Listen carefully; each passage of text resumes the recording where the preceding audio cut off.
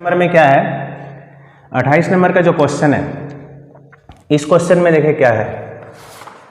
इसके क्वेश्चन में दिया एक प्रोटॉन, एक न्यूट्रॉन और एक अल्फा कण में समान गतिज ऊर्जाएं होती है। जब एक सामान्य चुंबकीय क्षेत्र लगाया जाता है तो उनके पथों की त्रिज्या की तुलना करें। ठीक है, तो ये तीनों के तीनों आवेशित कण है और तीनों आवेशित कण जब चुंबकीय क्षेत्र में गति करेंगे तो 90 डिग्री के कोण पे गति करेंगे, लंबवत प्रवेश करता है। तो इसलिए फॉर्मूला में यहाँ लिखे F बराबर QVB साइन थीटा होता है, तो साइन 90 डिग्री की वजह से QVB बचता है। तो सबसे पहले हम लोग इन तीनों के द्रव्यमान को लेके चलते हैं, क्योंकि गतिज ऊर्जा है तो हाफ mv² हो गई, तो हाफ mv² में द्रव्यमान जरूरत पड़ेगा। ठीक है, इसलिए हम लोग पहले द्रव्यमान से रिलेटेड बात कर लेते हैं। तो प्रोटॉन का जो द्रव्यमान होता है 1.6 इंटू 10⁻⁻27 kg होता है। न्यूट्रॉन का 3.3 इंटू 10⁻⁻27 kg और अल्फा का होता है 6.6 इंटू 10⁻⁻27 kg। और आवेश की बात कर ले हम, प्रोटॉन पे जो आवेश होता है 1.6 इंटू 10⁻⁻19 कूलम, उसी तरह न्यूट्रॉन का सेम होता है। अल्फा जो होता है वो क्या होता है ना कि प्रोटॉन का जो आवेश है उसके 2 गुना होता है। ठीक है, तो यहाँ पे आवेश को हम लोग E मान लिए हैं, मूल चार्ज। और यहाँ पर हम लोग एक काम करते हैं, प्रोटॉन के जो आवेश है इसको हम लोग मान लेते हैं M। तो ध्यान से देखिए, ये लगभग 2 गुना है, तो हम लोग लिख सकते हैं 2M। इसका जो है ये देखिए, इसका 4 गुना है, 16 चके 64, लगभग 64 के लिए हम लोग मान लेते हैं 4M। ठीक है, इससे क्या होगा, आसानी से हो जाएगा। अब यहाँ पे देखिए, जब कोई कण वृत्ताकार पथ पे गति कर रहा है, यहाँ पर देखिए ध्यान से कि जब कोई कण वृत्ताकार पथ पे गति करता है तो वो केंद्र की ओर एक बल अनुभव करता है। ठीक है, और उस बल को हम लोग अभिकेंद्रीय बल बोलते हैं। तो इसी अभिकेंद्रीय बल का फॉर्मूला है mv²/r। और ये अभिकेंद्रीय बल जो है उस कण द्वारा तीनों कण जो गति कर रहा है, ये तीनों जो बल आरोपित करेगा कि F बराबर QVB, ये और अभिकेंद्रीय बल आपस में बराबर होगा। यानी हम लोग 2 बल को जो ले रहे हैं उन दोनों बल को यहाँ इक्वल करना होगा। कौन कौन, एक ये F, ठीक, चुंबकीय क्षेत्र में जो बल आरोपित हो रहा है, और ये अभिकेंद्रीय बल, इन दोनों को इक्वल कर दिया गया। देखिए, तो QVB और mv²/r, तो V कैंसिल हो जाता है तो QB बचता है, mv/r, और mv/r से हम लोग यहाँ B रख लिए तो QR नीचे चला गया। तो इस फॉर्मूला से अब आगे बनेगा। ठीक है, अब यह गतिज ऊर्जा से निकालते हैं। गतिज ऊर्जा का K बराबर हाफ mv² होता है, तो हाफ mv² K, तो v² को रखे और V रखेंगे तो रूट इस साइड आ जाएगा। अब इस फॉर्मूला में इस V का वैल्यू रख देते हैं। ठीक, यहाँ जो V है उस V का वैल्यू हम यहाँ से रखेंगे, तो mv/QR है, तो V का वैल्यू हम लोग रख दिए 2K/m। इसमें जो कांस्टेंट है उसको आगे कर लिए, तो 2K कांस्टेंट है, QR को यहाँ रहने दिए, M को अंदर ले गए। चूंकि M स्क्वायर रूट से बाहर है इसलिए M को 2 बार हम लोग यहाँ अंदर M इंटू M कर दिए। वर्गमूल निकालने से पहले जो रखा जाता है तो M कैंसिल हो जाता है, तो रूट M बचता है। Q को यहाँ रख दिए और R कांस्टेंट था, ये बाहर ला दिए, ये वाला टर्म कांस्टेंट है, तो इस टर्म को कांस्टेंट मान लिए। तो ये देखे डायरेक्टली प्रोपोर्शनल टू हो गया रूट M/Q। ठीक है, तो अब इसके आगे हम इसी फॉर्मूला का उपयोग करेंगे और मान रखेंगे उसका। और यहाँ चार्ज है तो चार्ज का मान नीचे, और द्रव्यमान है तो द्रव्यमान का मान ऊपर। इस फॉर्मूला को लेके हम लोग आगे बढ़ेंगे। ठीक है, तो चलते हैं आगे। इसको देखिए, तो हम एक फॉर्मूला भी बनाए थे, वो फॉर्मूला हो गया B बराबर root B directly proportional to, यानी कि समानुपाती रूट M/Q। अब यहाँ पे हम अभी बताए थे कि मान लिए उसका जो द्रव्यमान था उसको M मान लिए, प्रोटॉन का, न्यूट्रॉन का द्रव्यमान 2 गुना था तो 2M, और अल्फा का द्रव्यमान जो था वो 4M। और आवेश की बात करते हैं, प्रोटॉन E, न्यूट्रॉन का भी दोनों इक्वल होता है, और अल्फा का जो चार्ज होता है वो प्रोटॉन के 2 गुना होता है। अब हम तीनों के रेडियस को लेके चलते हैं, तो RP मतलब प्रोटॉन का रेडियस, न्यूट्रॉन का रेडियस, अल्फा का रेडियस। तो RP का फॉर्मूला हम वहाँ से रखेंगे, रूट M/Q होगा, तो रूट M तो उसका होगा ही, द्रव्यमान है, Q के जगह चार्ज यानी कि E।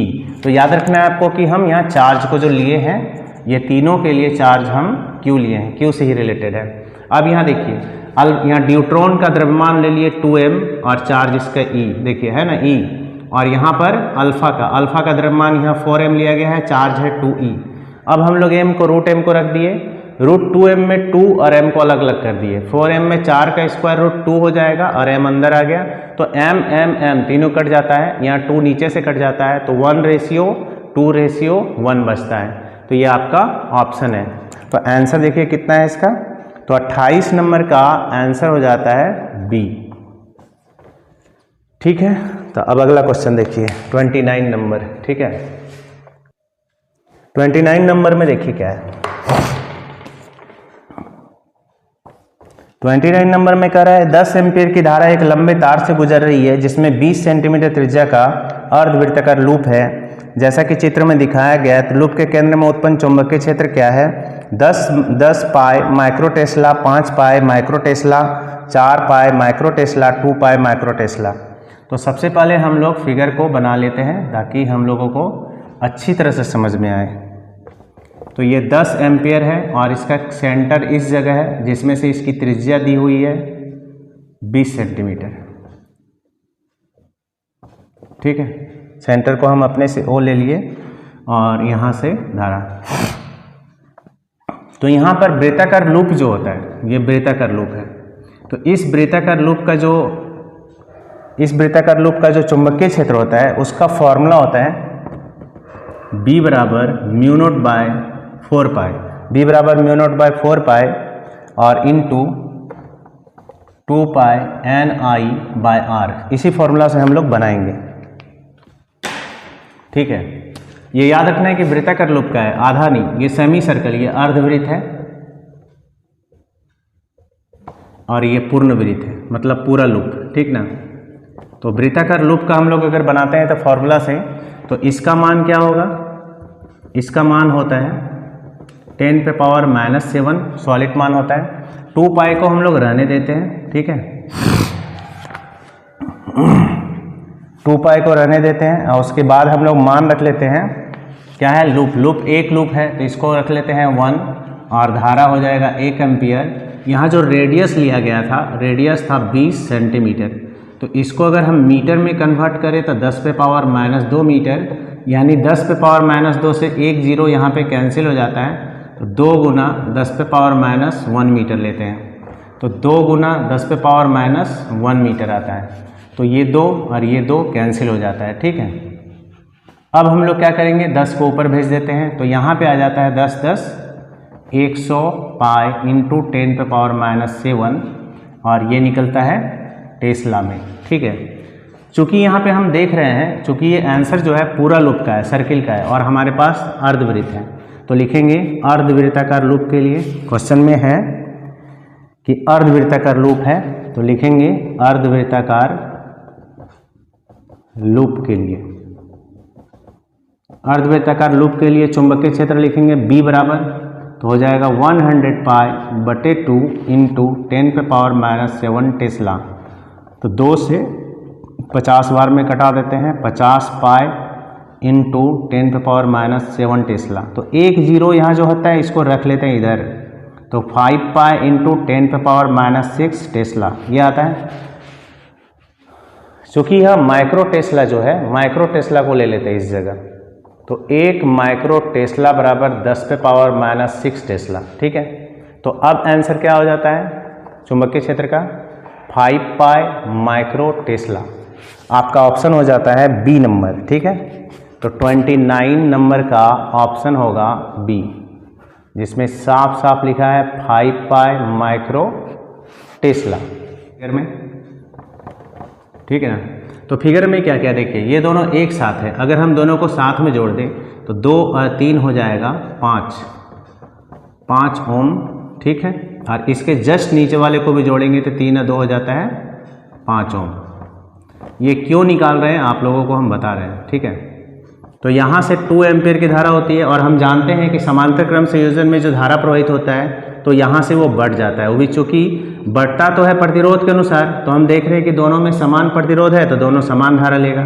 तो यहाँ पे हो जाता है 1 एम्पियर इधर प्रवाहित होगा और यहाँ भी होगा 1 एम्पियर, यानी इस एरिया में जो इधर बटा तो ये 1 एम्पियर जाएगा और इधर जो आया वो 1 एम्पियर जाएगा, ठीक है। तो हम लोग यहाँ ले लेंगे क्या, यहाँ 1 एम्पियर की धारा जाएगी और इधर भी 1 एम्पियर की धारा जाएगी, ठीक है। तो अब हम लोग इधर से जो DA का जो निकालेंगे, D से लेकर A तो जो विभवांतर होगा तो A पॉइंट पर विभवांतर निकालेंगे, तो VA का मान होगा, चूँकि V बराबर फॉर्मूला क्या होता है, V बराबर होता है IR, तो इसलिए VA का जो मान निकालेंगे एम्पियर हो गया उसका 1 एम्पियर और यहाँ पे गुना करेंगे R का तो 2, यानी 1 इंटू 2, तो यहाँ निकलेगा हमारा 2 वोल्ट। और बी पर जो वैल्यू निकालेंगे वो निकलेगा 1 इंटू 3 यानी कि 3 वोल्ट। ठीक है, अब यहाँ आने के बाद इस जगह जब आए तो हम लोग को क्वेश्चन में निकालने के लिए जो दिया गया है वो निकालना है VA माइनस VB। तो VA का वैल्यू देख लीजिए, 2 वोल्ट माइनस 3 वोल्ट, आंसर होगा -1 वोल्ट। तो आपका ऑप्शन है -1 वोल्ट यानी कि C।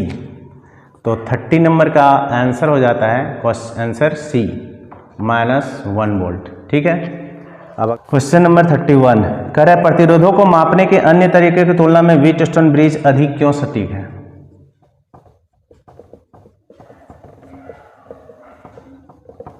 याद रखना है कि व्हीटस्टोन ब्रिज जो है यह एक क्या है, संतुलन की विधि है, याद रखना है। तो इसमें क्या हम लोग पढ़े थे कि जब संतुलन की विधि यानी कि व्हीटस्टोन जब संतुलन की स्थिति में होता है तो उस समय क्या होता है कि गैल्वेनोमीटर से कोई धारा प्रवाहित नहीं होती है, यानी I बराबर 0। तो यहाँ पर क्या है, शून्य करके तब हम लोग उसको निकालते थे। तो याद रखना है कि 31 का जो आंसर है वो है शून्य विधि है, इसलिए आंसर होगा 1, यानी कि यह एक शून्य विधि है, इस कारण से इसका उपयोग होता है।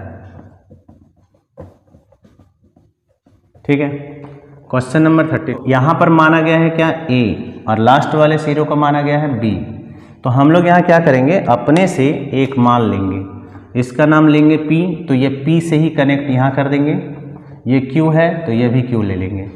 तो हम क्या देख रहे हैं कि P और Q, ये P और Q पॉइंट, P और Q के बीच कौन सा संधारित्र है, C। ठीक है, तो P और Q के बीच हम लोग C ले लिए। फिर देखिए यहाँ P और Q के बीच C है, फिर यहाँ P और Q के बीच फिर एक C आता है। तो हम देख रहे हैं तीनों संधारित्र क्या है, समांतर क्रम में एक दूसरे से जुड़ा हुआ है, समांतर क्रम में। ठीक है, समांतर क्रम में जुड़ा हुआ है। तो समांतर क्रम में हम लोगों को निकालना क्या है, क्वेश्चन में कह रहा है कि तुल्य धारिता निकालना है इसका।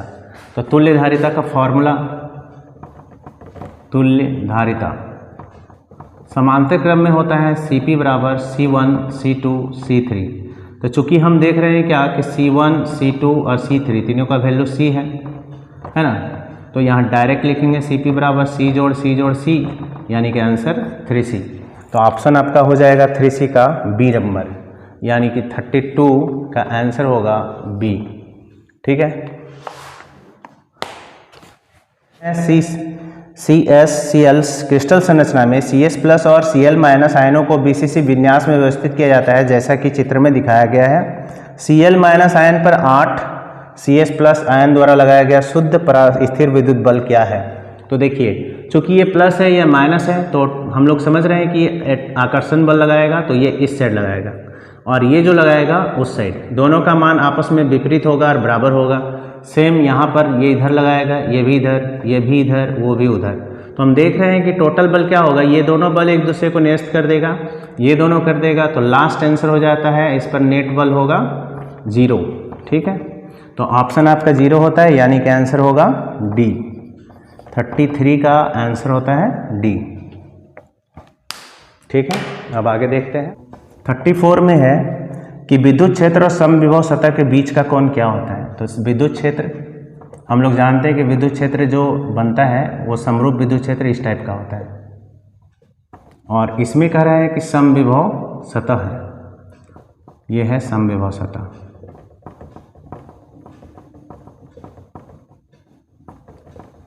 तो समविभव सतह के पृष्ठ से अगर गुजरेगा तो हम लोग बीच वाले सतह को दिखा रहे हैं।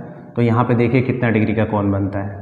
तो यहाँ पर जो कोण बनता है वो है 90 डिग्री का। तो ऑप्शन आपका हो जाएगा 34 नंबर का आंसर हो जाएगा आपका A नंबर।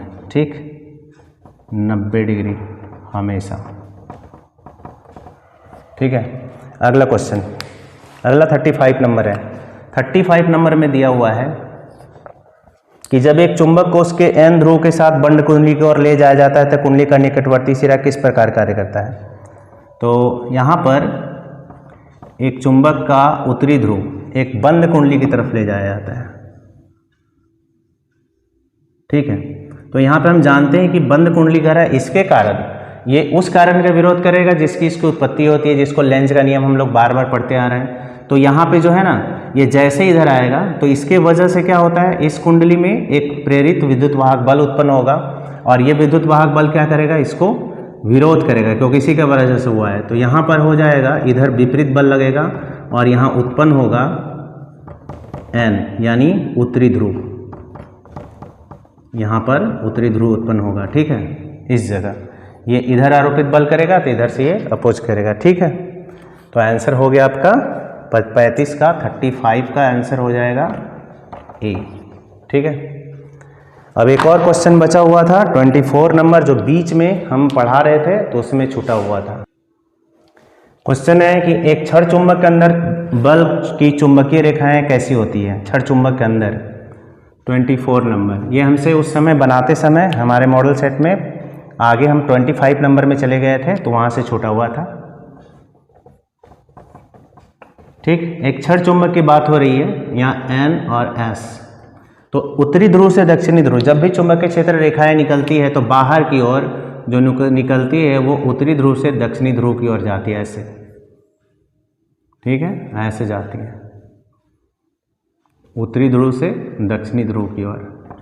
लेकिन अंदर में याद रखना है आपको कि अंदर में क्या होता है, ये बंद लूप बनाएगा, इसलिए अंदर जो रेखाएं होती है वो क्या होती है, दक्षिण से उत्तर की ओर। तो आंसर होगा चुंबक के S ध्रुव से N ध्रुव तक, तो आंसर होगा डी नंबर, चुंबक के S ध्रुव से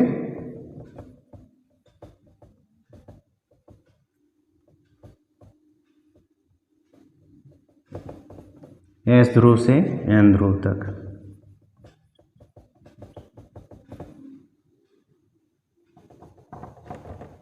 ठीक है।